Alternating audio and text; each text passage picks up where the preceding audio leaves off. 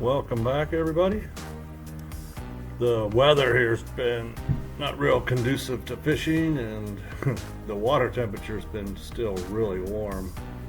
I've had a lot of windy days. It's finally starting to cool off, so hopefully the fishing will improve.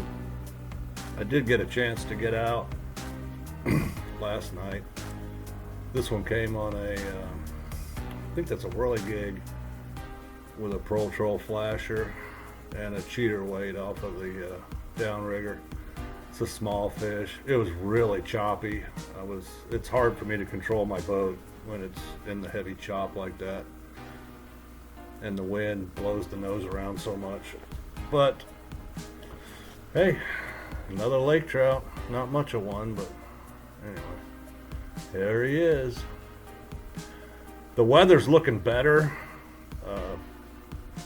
Middle of next week and then next weekend, so hopefully this cooler temperatures will knock the lake temperature down 5 or 6 degrees. That should help things immensely, and we can get back to catching some more fish. This is a really short one. I don't really have much to say. I did have 2 knockdowns on stick baits, but I don't know if they hit the bottom and popped the clip, or if it was a fish, or I'm running them on the downrigger, so I don't know. Maybe that's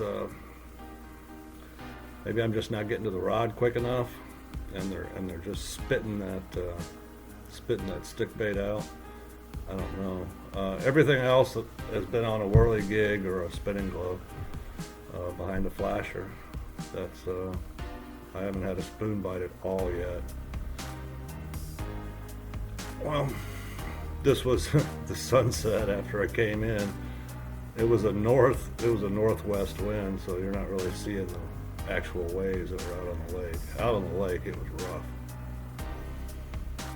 Anyway, guys, thanks for watching, and hopefully we'll be back with some bigger and better fish.